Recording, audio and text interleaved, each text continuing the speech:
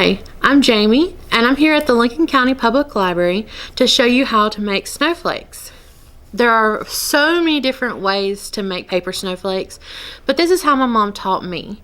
So you take a piece of 8.5 by 11 paper, you will fold it to where the corner becomes creased. You get it even in the corners, and then you push it down, and so you should have a page like this. Then I go ahead and I cut off this part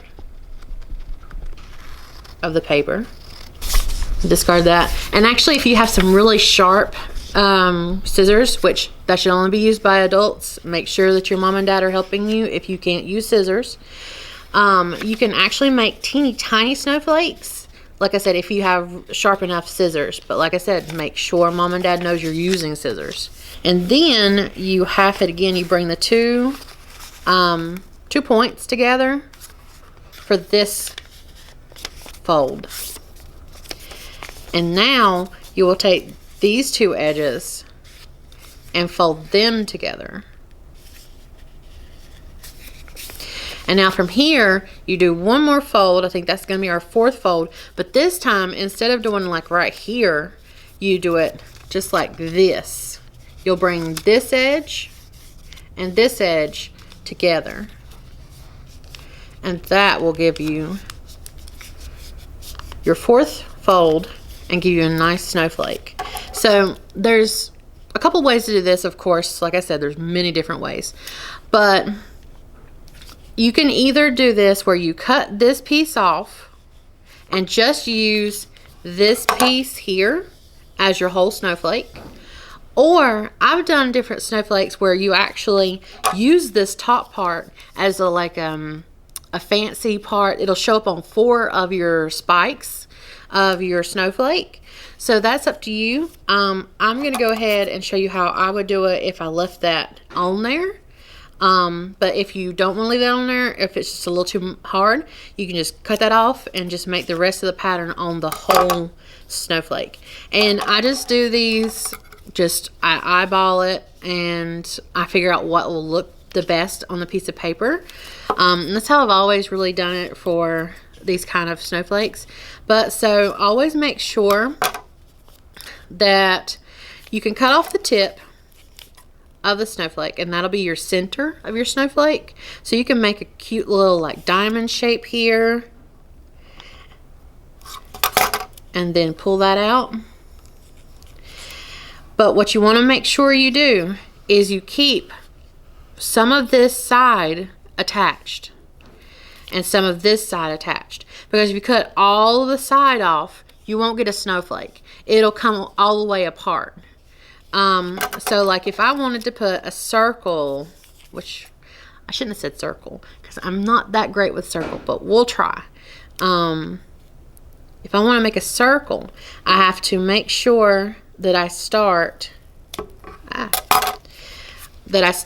a little bit higher than where my point ended. See where that little piece right there is? That's a little bit of the edge that I left on there so that it is still connected.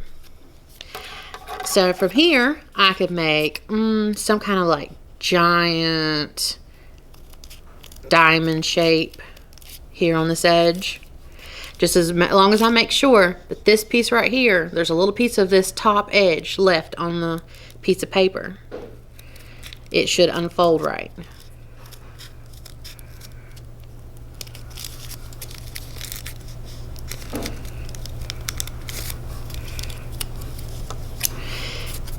And then, so this top part, I can just make it kind of like a little swoopy thing. I don't know what you call it, but just a nice little decorative, like, rounded edge.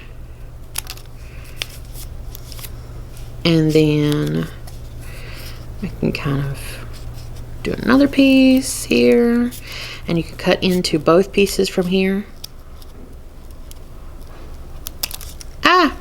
And that is one of the things. These go flying everywhere when you cut sometimes. So make sure you clean up after you make a mess. So let's see what's left. All right, so I have some more space right here. And I can do some kind of like little like swirl or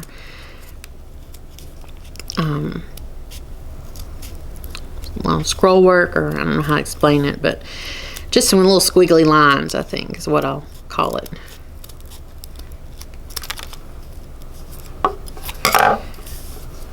All right, and then so once you are finished with your snowflake, cutting out all the edges, you unravel it and see what you got.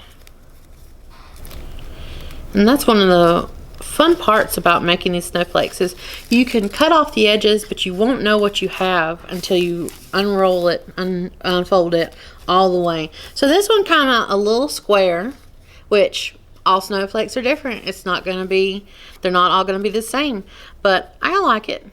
And so this is one of the ones, this is the one I just made. And here's some of the ones that I've made in previous attempts. So here's this snowflake that I made, and whenever I fold it back together, you can see that's how I cut it, with this shape. And then I made some little tiny ones out of this size paper, so you can use whatever size paper you have laying around and whatever color paper you have laying around. I made this one, and then this one.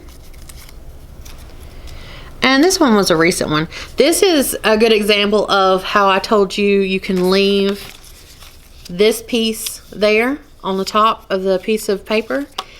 That was actually up over top of this piece here. So that's how I got such a big, like little rounded part there.